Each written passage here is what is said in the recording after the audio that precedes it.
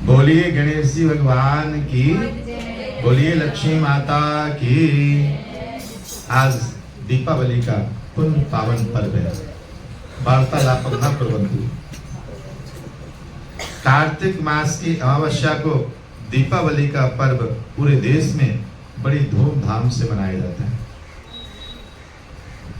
इसे प्रकाश का पर्व कहते हैं।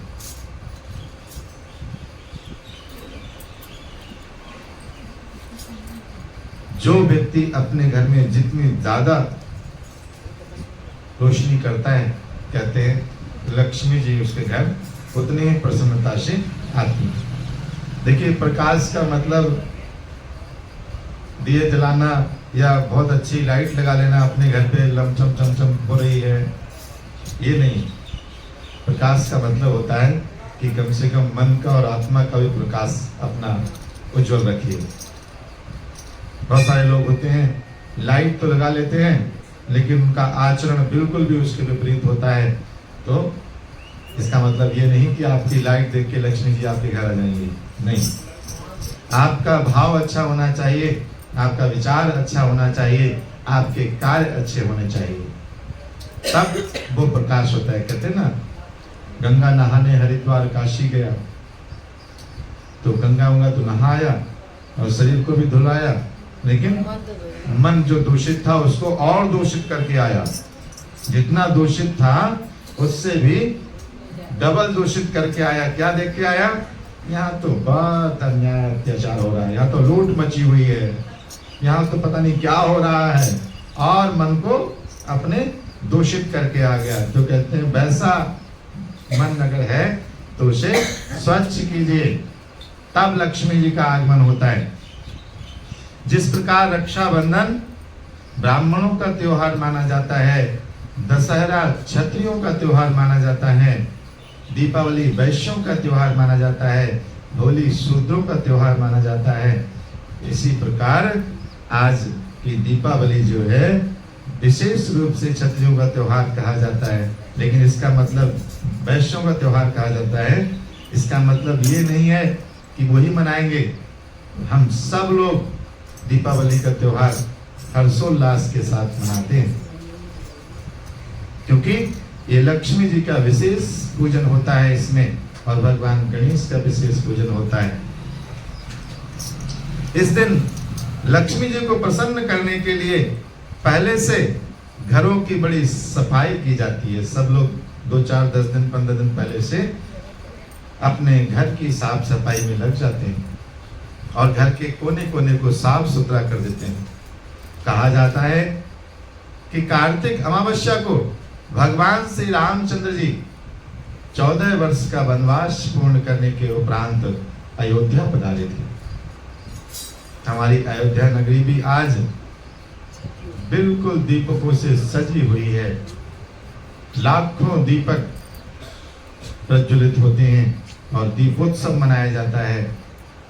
भगवान की बड़ी कृपा है कि इस समय हमारे यहाँ सनातन के उत्थान के 2 योद्धा बड़ी मजबूती के साथ लगे हुए हैं। हम सबको चाहिए कि उन योद्धाओं का जितना हो सके साथ दें। इस समय प्रभु की कृपा ही समझिए कि सनातन को थोड़ा सा मजबूती मिल रही है, और हमारे सनातन का कोई अगर उत्थान करने के लिए आगे बढ़ रहा है तो हमें उसका साथ देना चाहिए। ये हमारी सनातन परंपराएं धीरे धीरे धूमिल होती जा रही थी, जिनको थोड़ा सा जागृत किया गया है, और उसका वास्तविक स्वरूप देखना है तो आप लोग अगर वहां जा सकते हैं तो बहुत अच्छी बात है, नहीं तो घर बैठ के टीवी खोलिए और देखिए कितनी अलौकिक छटा अयोध्या नगरी की आज के समय में है। ऐसी छटा की हम लोगों ने कभी कल्पना भी नहीं की थी। ऐसा पूरी नगरी को सजा दिया जाता है कि देख के मन प्रसन्न हो जाता है। इसलिए भगवान की बड़ी कृपा है, हम जितना घर बैठे हुए उन योद्धाओं का साथ दे सकते हैं, ये हमें देना चाहिए। अयोध्या वासियों ने श्री रामचंद्र जी के लौटने पर जैसे खुशियां मनाई थी, आज अयोध्या वासी वैसी ही खुशियां मना रहे हैं। और देशवासी भी वैसे ही खुशियां मना रहे हैं। इस दिन उज्जैन के सम्राट विक्रमादित्य का राज तिलक भी हुआ था। आज से विक्रमी संवत का शुभारंभ भी कहा जाता है, इसलिए एक नव वर्ष का भी स्वरूप माना जाता है। आज के दिन व्यापारी अपने बही खाते बदलते हैं तथा लाभ हानि का ब्यौरा लिखते हैं। दीपावली पर नाना प्रकार से कर्म करके लोग अपना भाग्य भी आजमाते हैं। कुछ लोग अपना भाग्य भी आजमाते हैं और उसमें जीत हार का भी कुछ विधान बताया गया है। हालांकि वो चीजें नहीं करनी चाहिए, लेकिन फिर भी लोग कुछ अपना भाग्य आजमाने का प्रयास करते हैं। इसकी पूजन विधि में कहते हैं, बाजार में आजकल दीपावली के छपे छपाए पोस्टर मिलते हैं। इन्हें एक दीवार पर लगाएं जिसमें माता भगवती, लक्ष्मी, गणेश, इंद्र, श्री नारायण आदि सभी देवताओं की छवियां होती हैं। गणेश लक्ष्मी की मिट्टी की प्रतिमा या सोने चांदी की प्रतिमा जो भी हमारे घर पर है, उस प्रतिमा को बढ़िया पंचामृत से स्नान कराएं। स्नान करा के एक सुंदर सा आसन उनको प्रदान करें। हो सके तो लकड़ी की चौकी हो तो और अच्छी बात है। माता लक्ष्मी ने तो सोने की चौकी पर बिठाला था, तो हम लकड़ी की चौकी पे कम से कम बिठा लें। अभी आप कथा सुनेंगे तो आपको चौकी का महत्व पता चलेगा। तो सुंदर सी चौकी डालें, उस पे एक सुंदर सा वस्त्र नया बिछाएं और माता भगवती लक्ष्मी को गणेश जी के सहित, नारायण के सहित उस पे विराजित कर दें।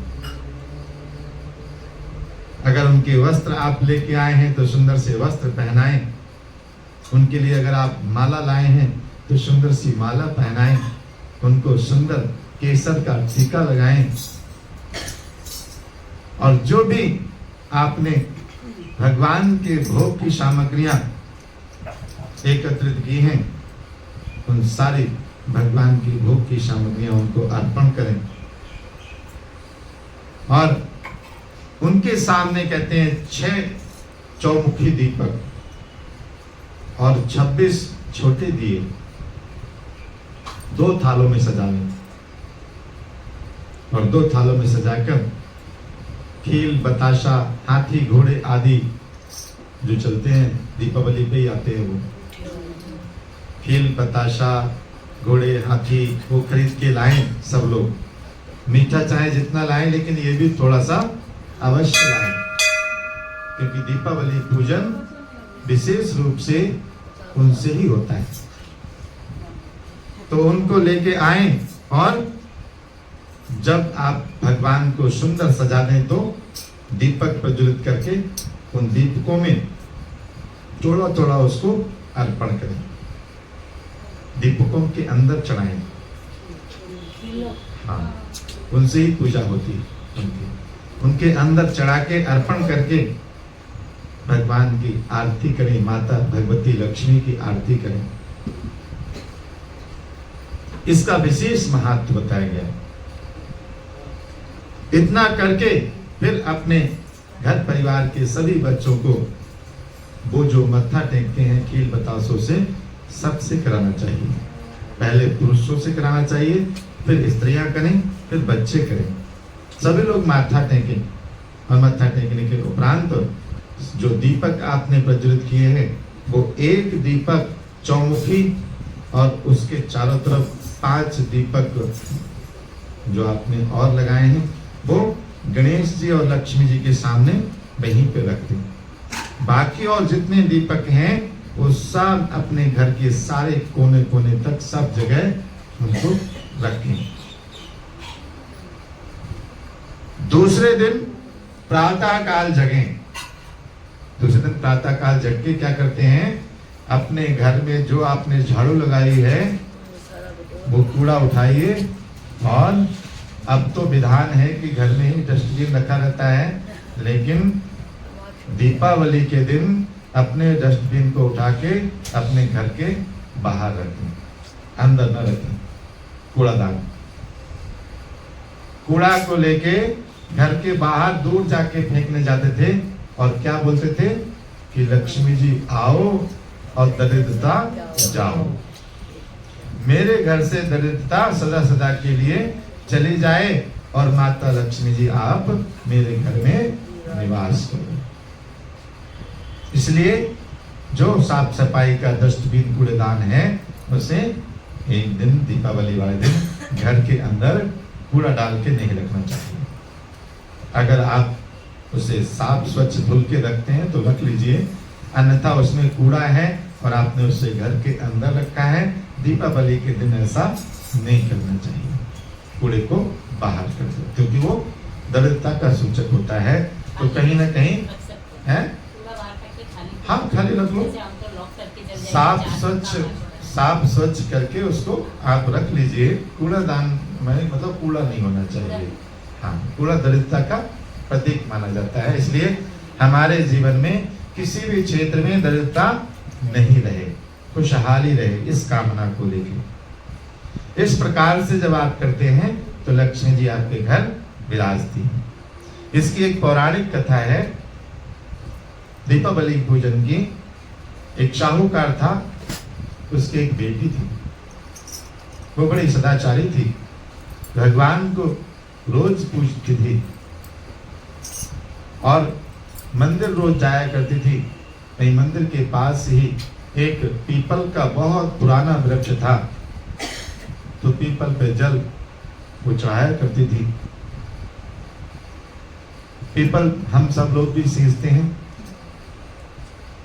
इतवार को छोड़ के बाकी सभी दिन पीपल पे जल चढ़ाया जाता है। पीपल पे साक्षात लक्ष्मी नारायण का वास होता है, इसलिए लक्ष्मी नारायण के स्वरूप में हम पीपल के जड़ में जल चढ़ाते हैं। भगवान ने गीता में कहा है कि वृक्षों में मैं पीपल का वृक्ष हूं। ऐसे ही वो साहूकार की बच्ची रोज पीपल पे जल दिया करती थी। एक दिन की बात है कि वो जल दे के लौट रही थी, तो उसको पीछे से आवाज लगाई किसी ने, तो उसने देखा कौन है, तो उसे लगा कि उसी के बराबर की हमजोली की कोई उसकी सहेली सी है। तो उन्होंने कहा कि तुम मेरी सहेली बनोगी?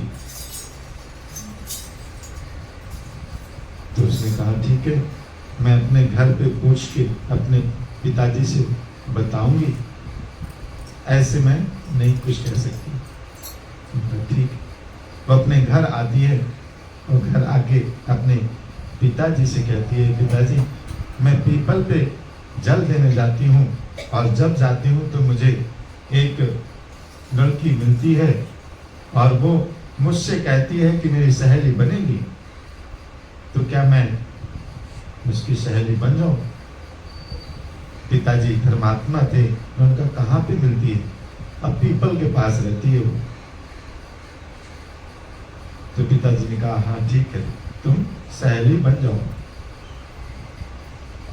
अब दूसरे दिन वो गई, उसने जाके कहा ठीक है, मुझे घर से अनुमति मिल गई है, अब हम आपकी सहेली और आप हमारी सहेली।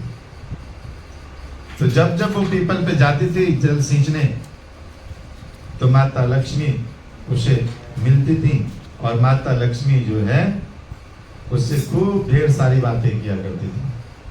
बहुत देर तक बैठती थी, दोनों सहेलियां अपने घर की अपनी अपनी कथा व्यथा सुनाती थी।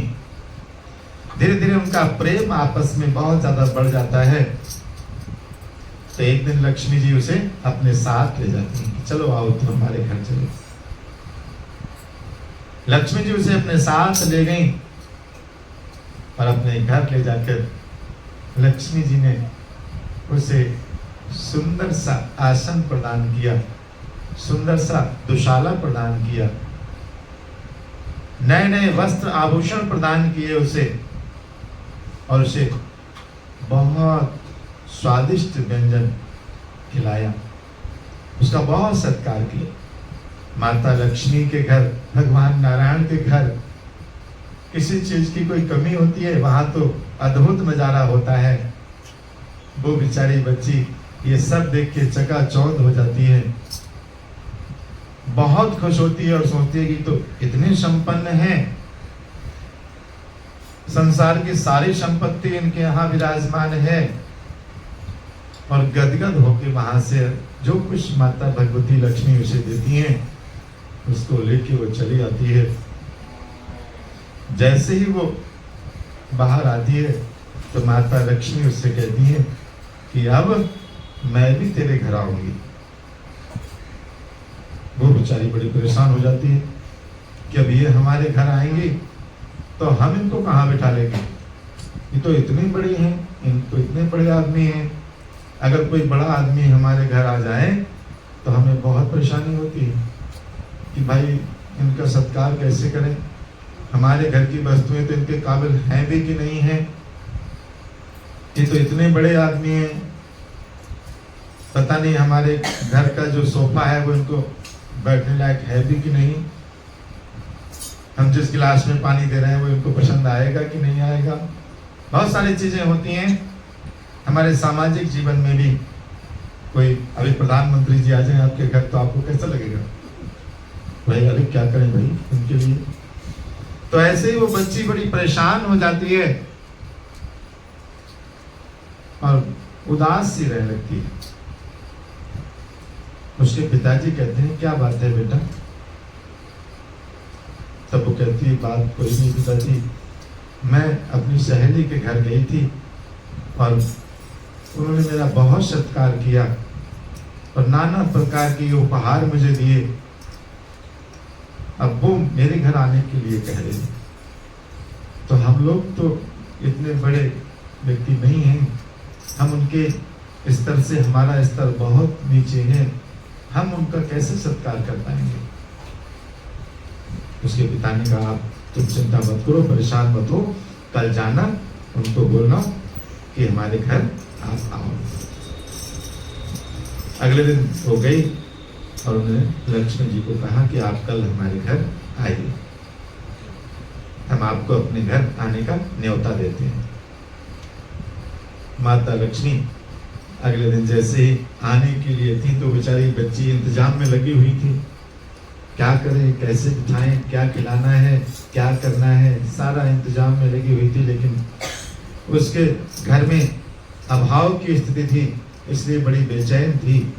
लेकिन परमात्मा की कृपा देखो, एक चील उड़ती हुई जाती है, उसके चोंच में एक 9 लाख का हार था, वो उन्हीं के घर में गिर जाता है, उन्हें वो इतना स्वर्ण प्राप्त होता है, उसी स्वर्ण से वो सारी तैयारियां करती हैं उसको बेच के, और माता लक्ष्मी का खूब सत्कार करती हैं।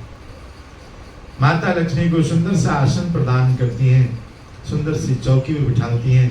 माता लक्ष्मी ने तो सोने की चौकी भी बिठाला था, लेकिन उन्होंने एक लकड़ी की चौकी को ही सोने जैसा बना के उस पर बिठा दिया था और माता लक्ष्मी को सुंदर बिठाल के आसन देके उनको पाद अर्घ नैवेद्य प्रदान किया और माता भगवती का खूब सत्कार किया। माता लक्ष्मी उसके ऊपर प्रसन्न हो गई और प्रसन्नता से माता भगवती लक्ष्मी आंशिक रूप से वहीं विराजित हो गई और उसके उपरांत सदा सदा उसके घर विराजित होके उस साहूकार को धन धान आदि से संपन्न कर दिया। तब से आज तक हम सभी लोग दीपावली के दिन माँ लक्ष्मी का हृदय से आवाहन करते हैं और उनसे प्रार्थना करते हैं कि हे माँ लक्ष्मी, जैसे आप साहूकार की बेटी के घर स्वेच्छा से गई थी और आपने उसे माला माल कर दिया, ऐसे ही हे माँ भगवती, हम भी आपको हृदय से बुला रहे हैं, आप हमारे घर आइएगा। आज आपका न्योता है हमारे घर। हे माँ भगवती, हमारा निमंत्रण स्वीकार करना और हमारे घर अवश्य पधारना। और हे माँ भगवती, नारायण के सहित हमारे घर आना। हम आपके श्री चरणों में प्रणाम करते हैं। बोलिए लक्ष्मी नारायण भगवान की, बोलिए गणेश जी भगवान की, बोलिए लक्ष्मी माता की जयकारा। शेरा वाली दा बोल साचे दरबार की जय।